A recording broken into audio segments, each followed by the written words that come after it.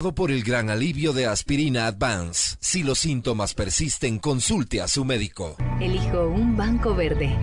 Produbanco. En pro de ti. DIRM, el primer inmunomodulador de origen natural. DIRM, una promesa de vida. Con Seguros de Quinoxial puedes ganar un auto 0 kilómetros al adquirir auto conectado SmartTag o auto seguro. La solución está en tus manos. ¡Ahorremos luz! Empresa Eléctrica Quito, con conciencia energética. A partir de este momento, Exa FM, Democracia AM y Democracia TV presentan el programa de información y análisis más influyente de la radio. La revista de opinión Democracia.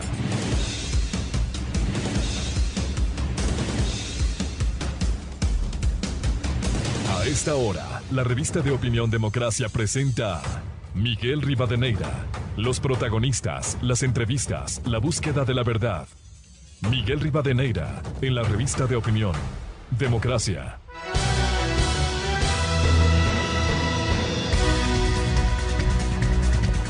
Seis con 31 minutos en el territorio continental ecuatoriano. Un saludo cordial y afectuoso desde la revista de opinión Democracia este viernes 5 de noviembre del 2021.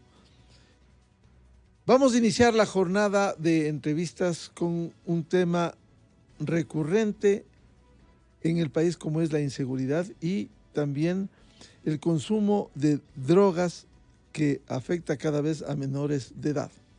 Antes quisiera referirme rápidamente a un tema vinculado con el inicio este jueves en la Comisión de Fiscalización de la Asamblea de los procesos de comparecencia por la investigación del caso de Alex Saab, este empresario colombiano testaferro del dictador Nicolás Maduro y que se encuentra preso en el estado de Florida, investigado por la justicia de los Estados Unidos, que ha contribuido fuertemente para la región en casos que se han seguido por actos de corrupción.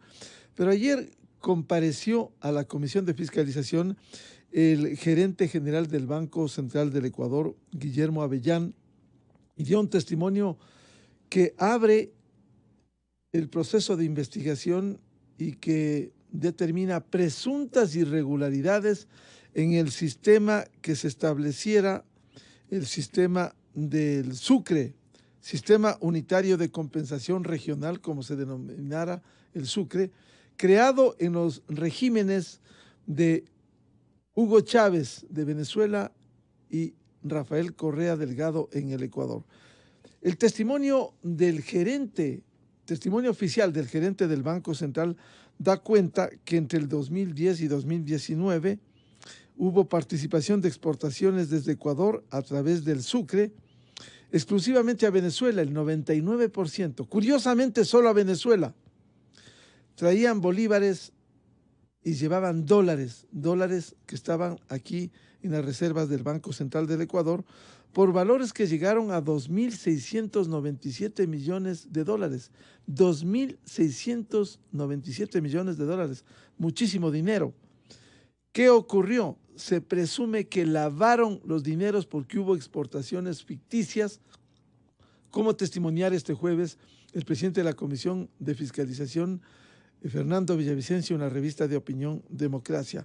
Pero en el testimonio del gerente del Central dio cuenta que llamaba la atención que fueran mayores las registradas en el Sucre, las exportaciones, que las importaciones, que no llegaron sino aproximadamente 143 millones de dólares. Lo cierto es que aquí se comienza a investigar este acto de presunta corrupción en donde, según el gerente del Central, debido a estas inconsistencias que se encontraron en las exportaciones e importaciones, hubo acciones legales que llevaron a cabo en los entes pertinentes. El directorio del Central aprobó 2 regulaciones, la primera dirigida para instituciones financieras y la segunda para el Banco Central.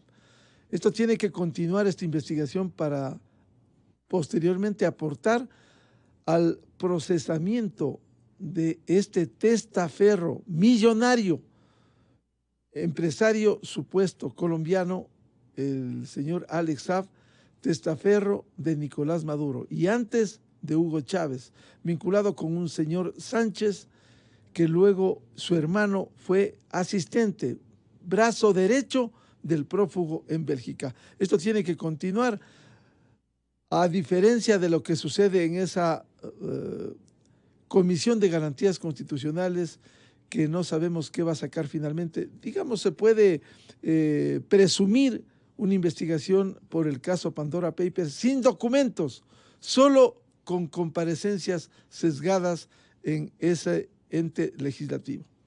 Vamos a iniciar la jornada de entrevistas con la presencia del arquitecto Fernando Carrión, experto en seguridad, y el psicólogo Armando Camino. Estos temas vinculados con la inseguridad y el consumo de droga que afecta cada vez más a menores de edad. Arquitecto Fernando Carrión, ¿cómo afrontar este tema que venimos hablando años y que de alguna manera se refleja en los indicadores del consumo a través del microtráfico?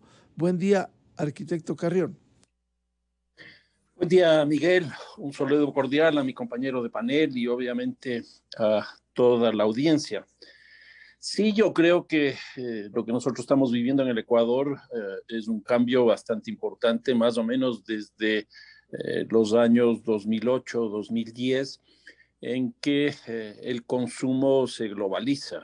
Y esto principalmente porque hay una contracción del consumo en los Estados Unidos, porque cambia la política de aquella época y le destina más importancia a la demanda que a la oferta.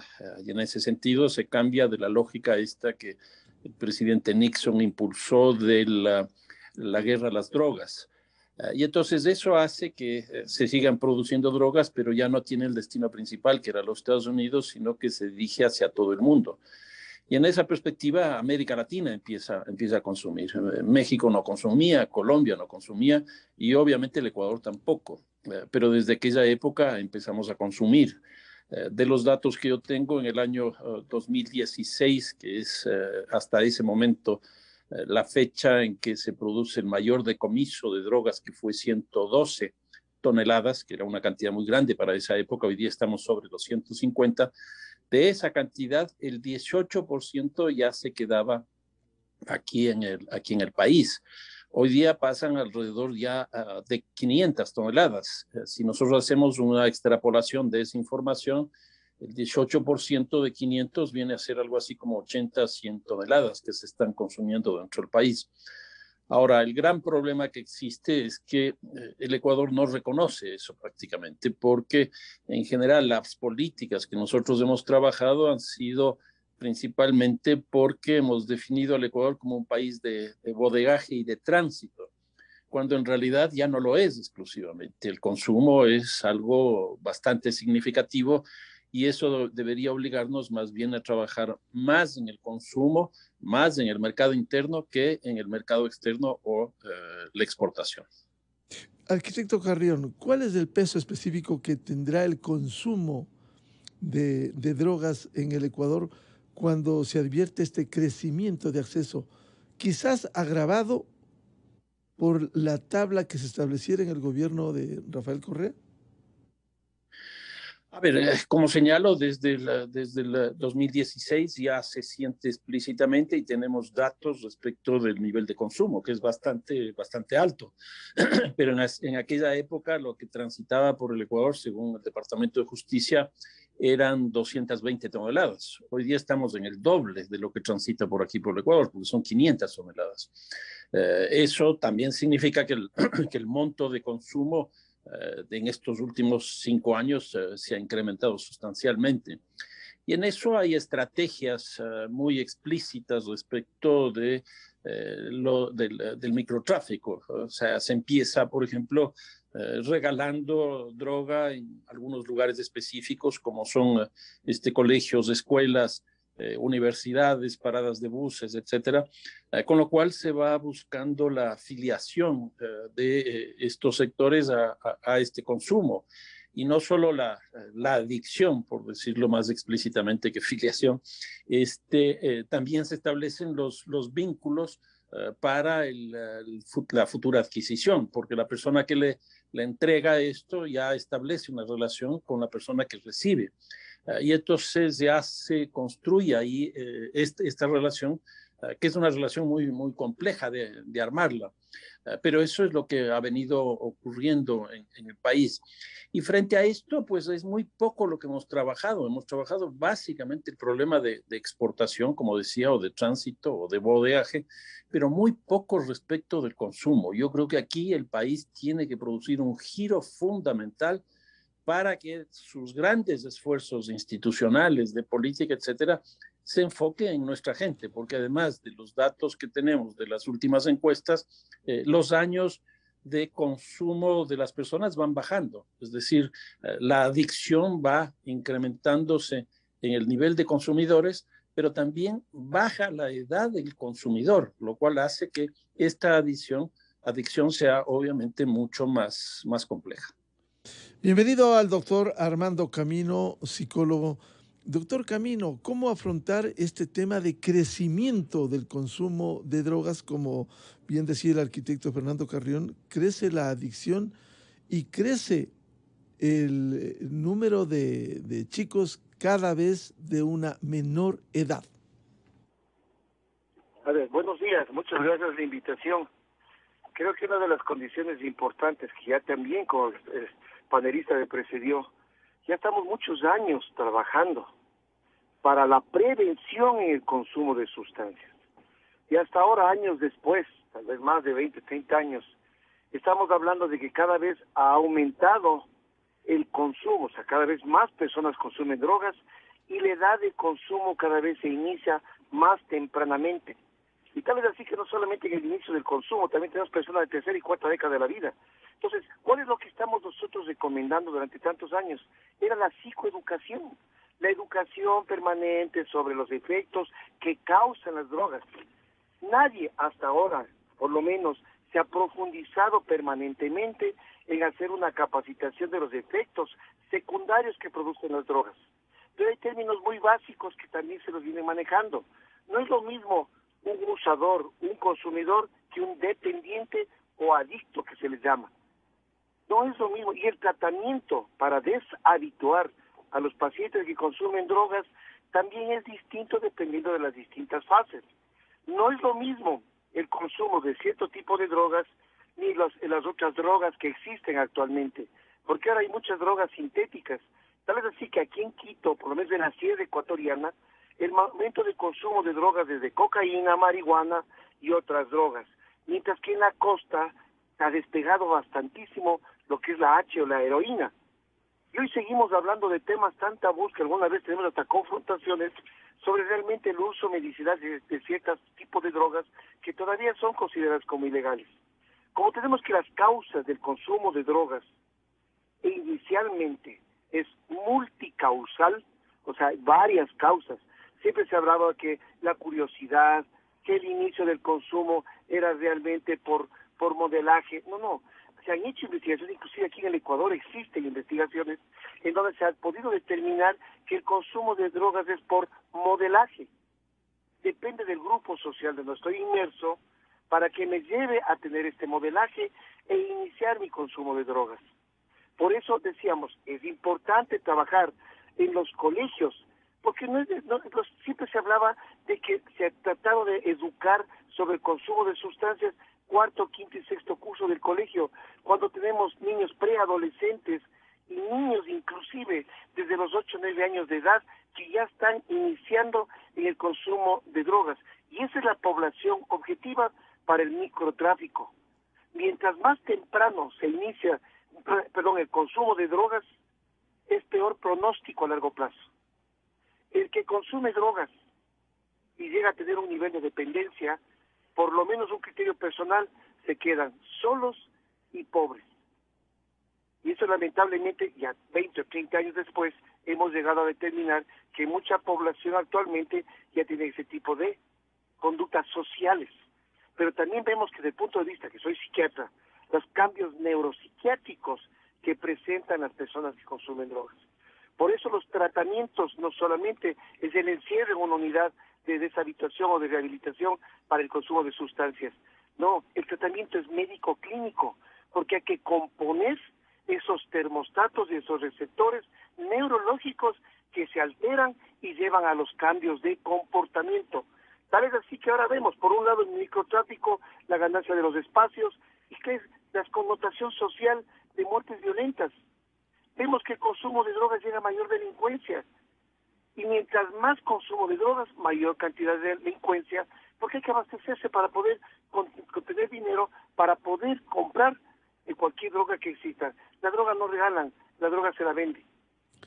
Muchas gracias. Doctor Camino, dentro de ese proceso de prevención tan fundamental, ¿cómo educar a los adolescentes ahora vinculados al consumo de drogas para evitar precisamente que caigan en estas redes?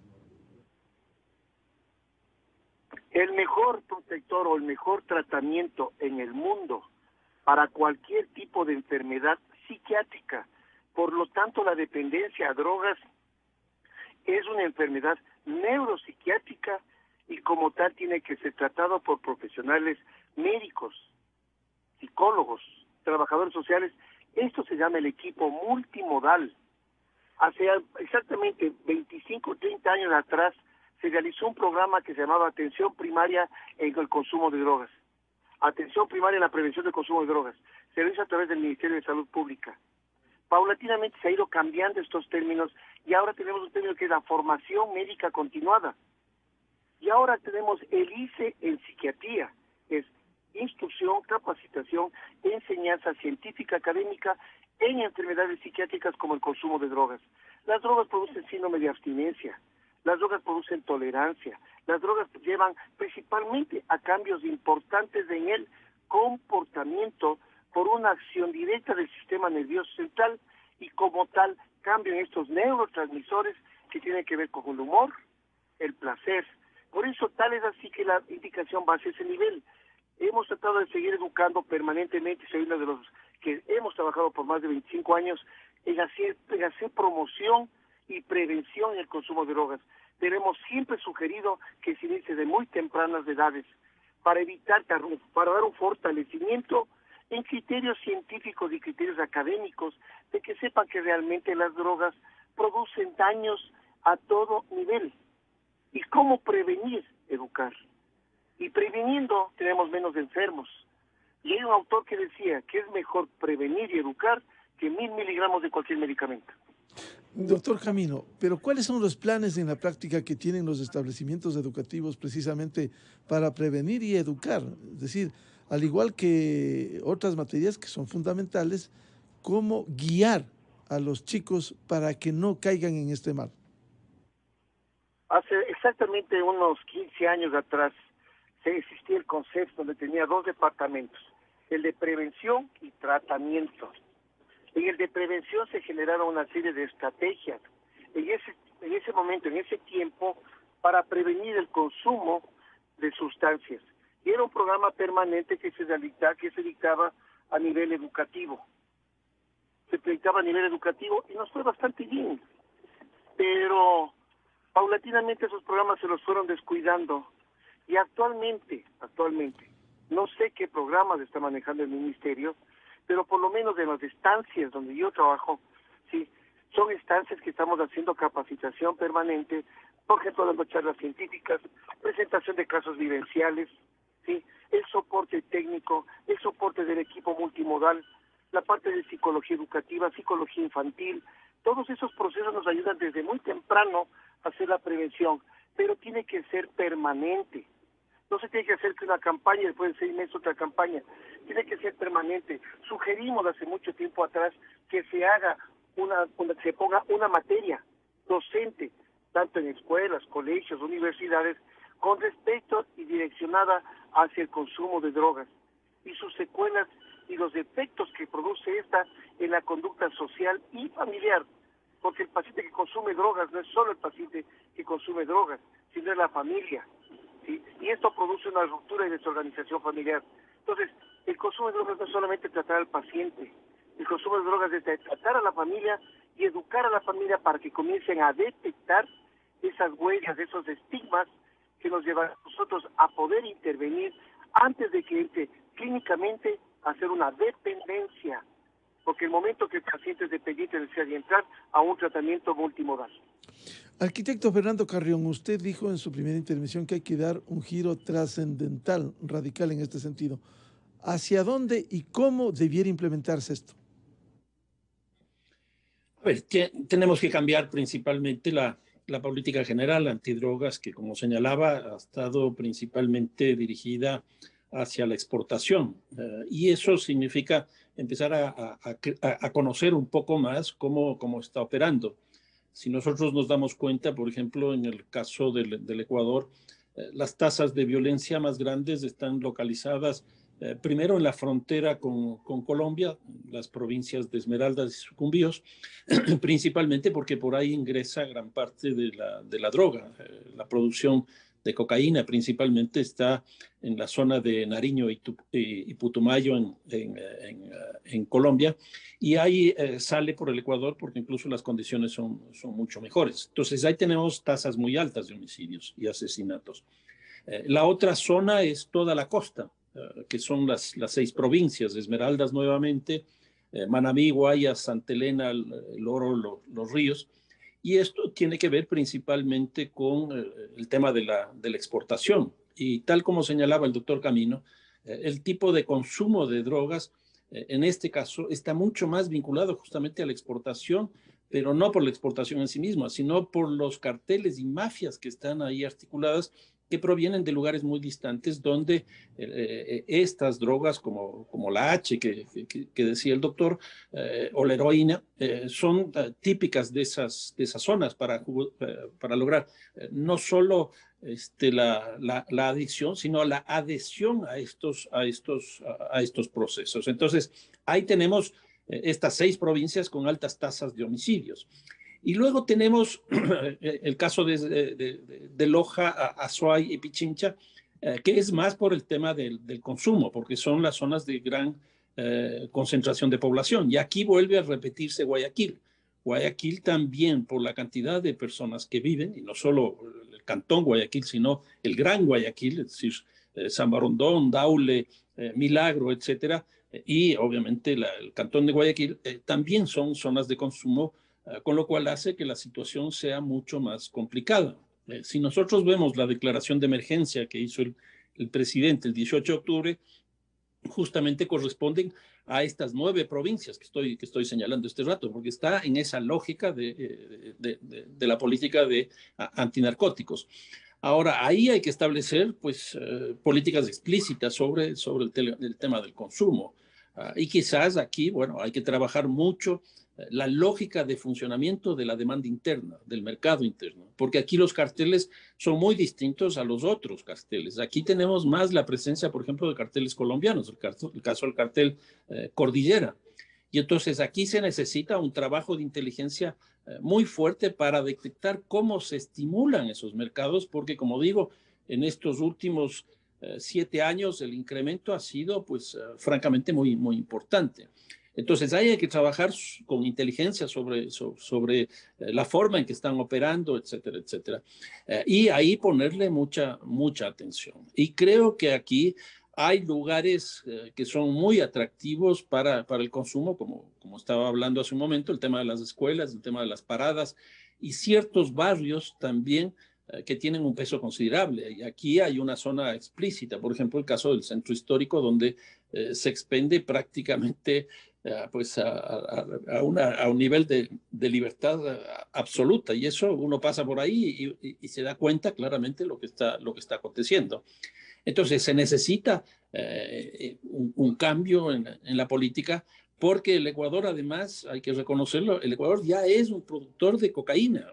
Nosotros hemos detectado, me refiero a nosotros, a la policía, ha detectado pues, laboratorios en Esmeraldas, en Sucumbíos, en Bolívar, en Santo Domingo, en Guayas, en Manabí, en Cotopaxi, etcétera, que nos está mostrando que una parte de esa producción se está destinando hacia el mercado externo y la otra hacia el mercado interno. Por ejemplo, el caso de Bolívar es clarísimo que está destinada más al mercado interno que al mercado externo. Entonces, esa lógica general me parece que tiene que ser trabajado con una instancia de inteligencia que este rato desgraciadamente es muy débil en el país. A propósito del fortalecimiento de la inteligencia, ¿se puede estimar, hay estadísticas, arquitecto Carrión, para señalar el nivel de crecimiento y de consumo en los menores de edad? La única cifra que yo conozco es esta del 2016, con el 18% de lo que pasaba por acá. Como decía, era el 220 toneladas, según el Departamento de Justicia de los Estados Unidos.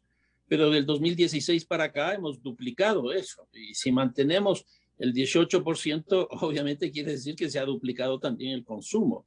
En otras palabras, es una cantidad muy grande, porque si esto que estoy diciendo es cierto, es decir, que el 18% de 500 toneladas son más o menos 80, 100 toneladas que se está consumiendo acá, pues es una cantidad muy grande, y eso está afectando a la salud, a la violencia, a las relaciones interpersonales, etcétera, que le afecta sin duda pues, de una forma creciente al país.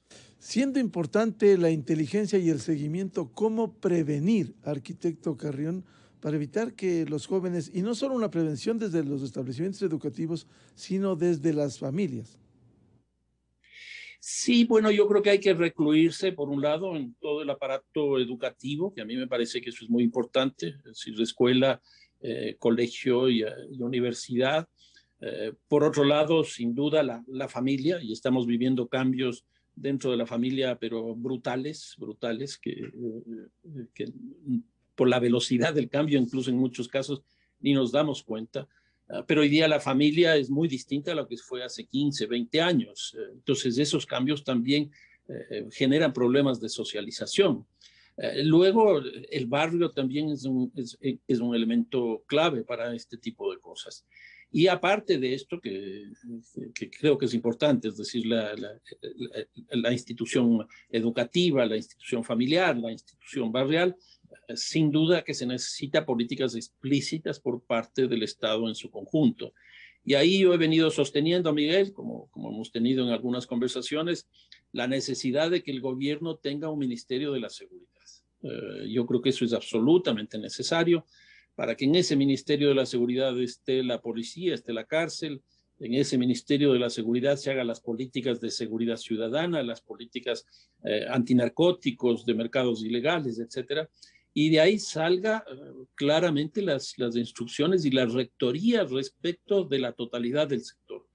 Hoy día la impresión que yo tengo es que todo esto está tan fragmentado en distintas instituciones o en otras simplemente han desaparecido, que hace que no tengamos una claridad respecto del manejo de los narcóticos.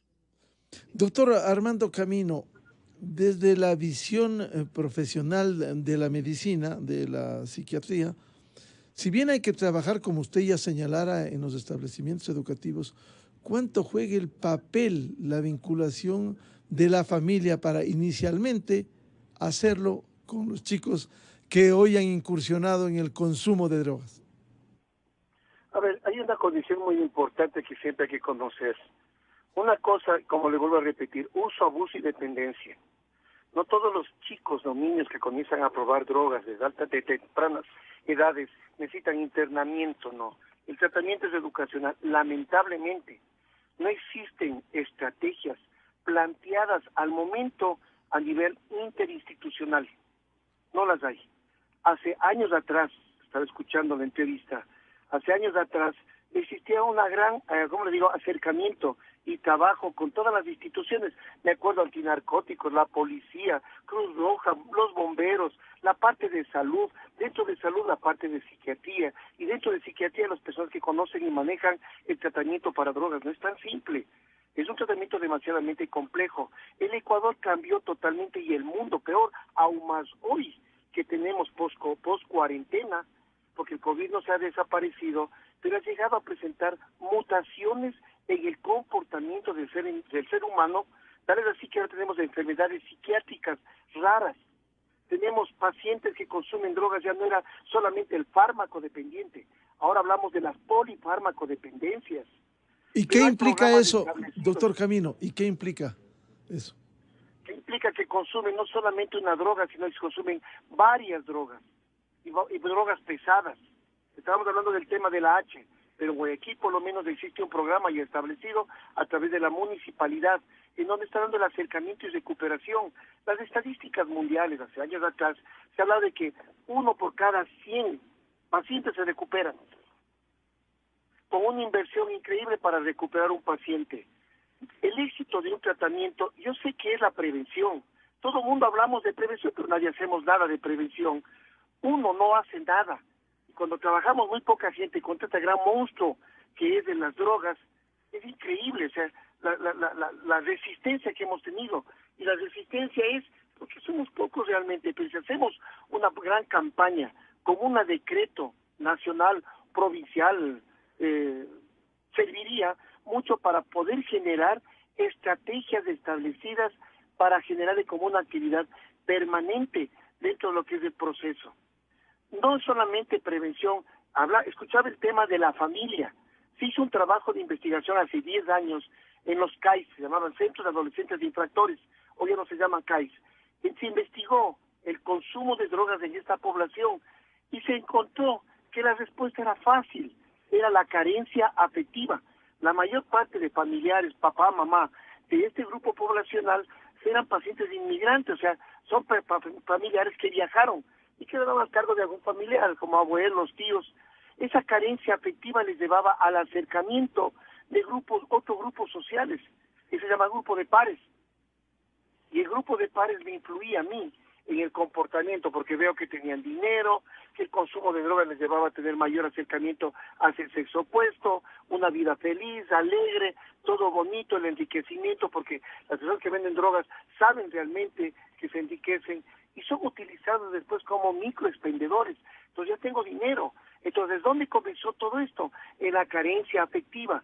¿Cuál era la recomendación que se hizo hace muchos años atrás? Generar áreas de acogimiento emocional afectivo, que se pueda otorgar el acompañamiento, lugares de refugio. O sea, hasta en películas se ve que es un proceso que ha dado resultado, pero los programas no es solamente intervenir, los programas es elaborar estrategias, ¿sí? con distintas instituciones del Estado, tanto públicas como privadas, para comenzar a hacer el abordaje. No esperemos más del Ecuador, hace muchos años es distinto, antes solo era zona de tránsito, hoy es consumo y producción. Si muchos médicos, inclusive que seguimos trabajando en esto de drogas, están aprendiendo términos, están aprendiendo cómo diagnosticar, cómo ver, cómo oler a un fármaco dependiente, cómo poder calificar la jerga, que es el dialecto del consumidor, para poder intervenir y saber cómo puedo abordar a un paciente, porque el paciente que consume drogas no tiene conciencia de enfermedad y como tal colabora muy poco en los tratamientos. Entonces hay que comenzar a hacer este proceso para el gancho terapéutico y una vez enganchado el paciente podríamos nosotros ayudar en el proceso. Pero eso es un trabajo permanente. Lo que sí sugiero es volver a hacer programas en que participen varias instituciones y que sean manejadas por personas que conocen de drogas, no personas que son puestas sin conocer cómo es el proceso del tratamiento, porque no todos los tratamientos nos quiere decir que solamente el único tratamiento es el tratamiento médico. No, hay tratamientos psicoterapéuticos, hay las comunidades terapéuticas, grupos de acogida, hay hospital día, hospital noche, hay varias modalidades, pero siempre tiene que haber gente que condicione y establezca las reglas y las normas de juego en esta gran lucha que es para mí el cáncer de las drogas. Las estadísticas en el Ecuador siempre van a tener sesgo, porque nadie, ningún familiar nuestro, ni las familias nuestras, ni todos los que yo conozco, hablan de drogas hasta cuando un familiar esté inmerso de drogas. Doctor Camino, si hay carencia afectiva, ¿cómo enfrentar esta problemática en las familias? Por eso le decía, tenemos que comenzar primero a elaborar un cronograma para diagnóstico. Como le decía, el consumo de drogas es multicausal. Una de las causas que se pudo determinar en este grupo poblacional, en esa población investigada, fue la carencia afectiva. Hay otro que son los grupos de pares. Hay otro que se llama la curiosidad, como siempre hemos hablado, la primera experiencia.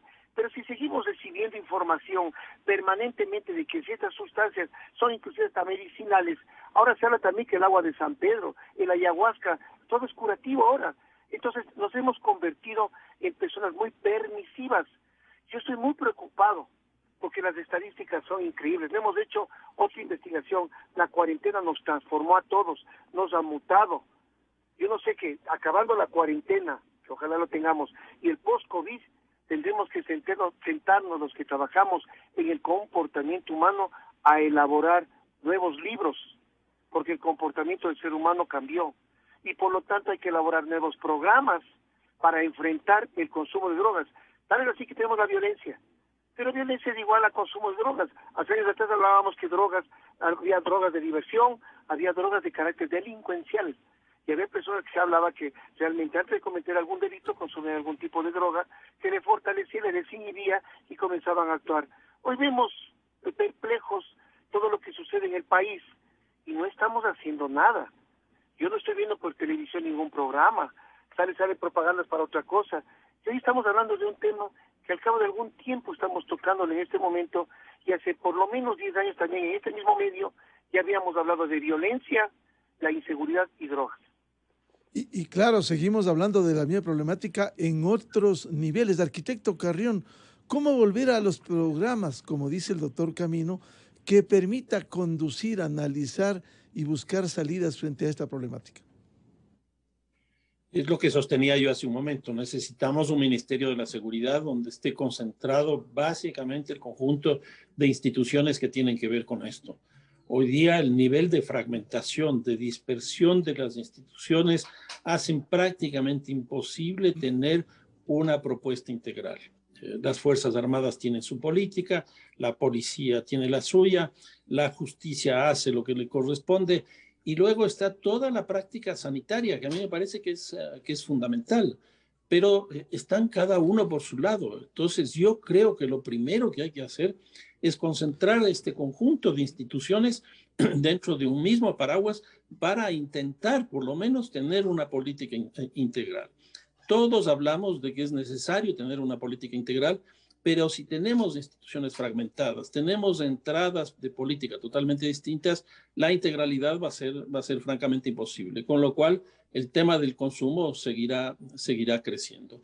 Y eso me preocupa, como a todos nosotros, nos preocupa sustancialmente, porque no solo que se consume más, sino que la salud se nos viene abajo, las relaciones interpersonales también, y los costos que esto tiene son francamente inauditos. Hay un estudio del BID que se hizo ya hace algunos años que señalaba que los costos de la violencia en América Latina era del 14.6% del PIB. 14.6% del PIB. Ese estudio fue muy criticado porque tenía algunos problemas metodológicos, etcétera, etcétera. Pero pongamos que sea solo el 7% y que el Ecuador esté por debajo de ese promedio.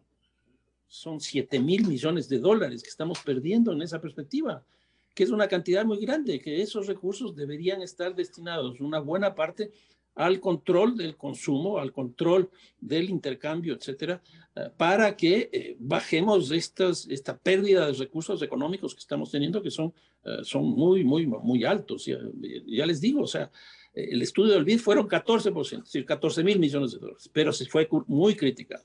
Si nosotros hacemos la mitad, son 7.000. Y si hacemos la mitad de eso, porque el Ecuador tiene una tasa más baja de violencia, pues son 3.000, 4.000 millones de dólares, que es una cantidad muy grande. Es del tamaño del déficit del Estado.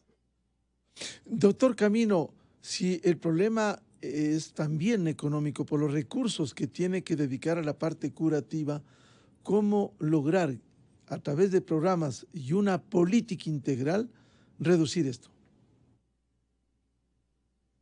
Toda inversión tiene un costo, y el costo de un tratamiento por dependencia a sustancias es demasiadamente alto. Por eso también se habló hace mucho tiempo atrás, y actualmente ya estamos conversando los que trabajamos en los equipos multimodales de salud mental, es el hecho de conformar unidades operativas que oferten el tratamiento. El tratamiento de drogas tiene un costo, pensemos que sea técnico especializado. Eso tiene un costo demasiadamente alto. Por eso vimos que una de las estrategias para no llegar a los procedimientos multimodales era la prevención, ¿sí? Porque ya hay muchos pacientes que el problema por consumo de drogas y por su dependencia ya han llegado a tener cambios importantes en el comportamiento. Le voy a dar un nombre.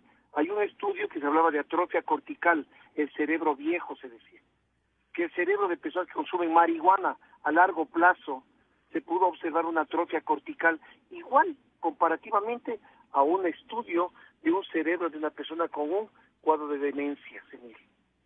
Entonces no es que las drogas no producen cambios, por supuesto que los cambios estructurales se observan a largo plazo, pero agudamente si vemos en población joven, los cambios son pequeños en relación a los cambios que se van acumulando paulatinamente.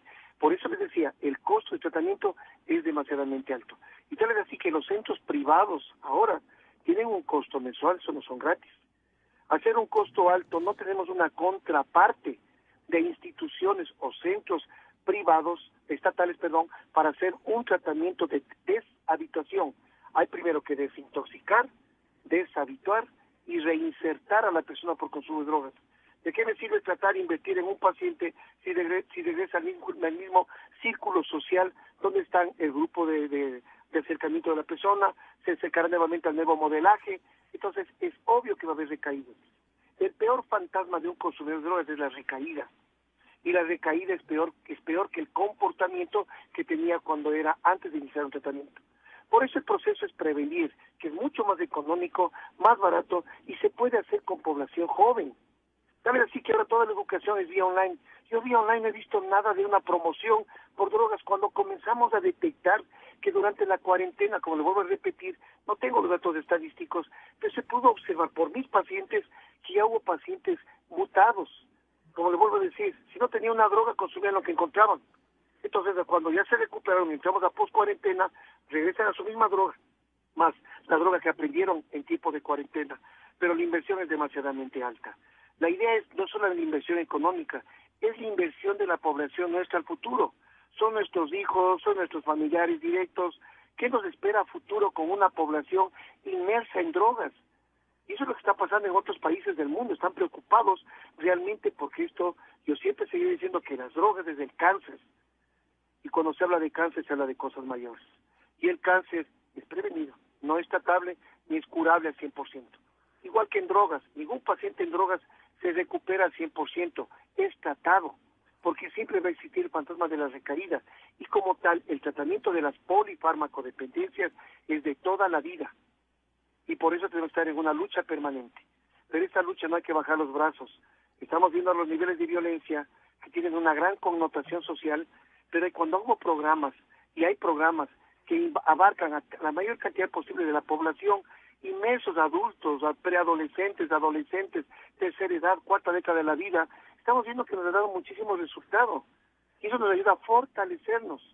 Tal vez así que bajamos los brazos y nos invadió realmente el consumo de drogas. Tal vez así que, como le vuelvo a repetir, estamos hablando nuevamente de drogas al cabo de algún tiempo. Y no me parece correcto si estamos viendo impávidamente que cada vez tenemos más consumidores y cada vez gente más joven. ¿Qué vamos a tener si el consumo de drogas llega a deserción social, deserción escolar, pérdida de credibilidad hacia los adultos? Tratan de buscar la vida más fácil económica y para hacer eso tienen que traer la vida delincuencial. Muchas gracias al doctor Armando Camino, médico psiquiatra, y al arquitecto Fernando Carrión, experto en seguridad, por volvernos a llamar la atención, un tema que debiera preocupar a toda la sociedad, al Estado ecuatoriano, a las instituciones, a la familia ecuatoriana, porque esto nos involucra a todos. Y recibimos ese llamado, doctor Camino, para seguir hablando más de algo que debiera preocupar por el crecimiento desmesurado del consumo de drogas y el microtráfico, y más aún con niños cada vez de menor edad. Muchas gracias por llamarnos la atención, para seguir hablando de la necesidad de una política integral, para seguir hablando de los programas que si antes hubo, hay que reinstalarlos con mayor fuerza. Muchas gracias, doctor Armando Camino, y a Fernando Carrión, muy amables. Muchas gracias. Un abrazo, saludos cordiales. Muy amable.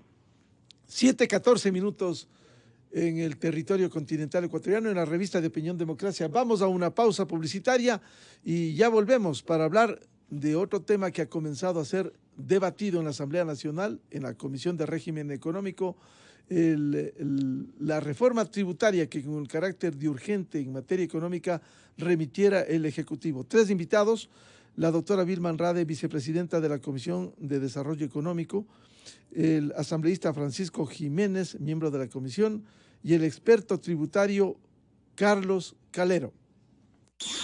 Miguel Rivadeneira en la revista de Opinión Democracia.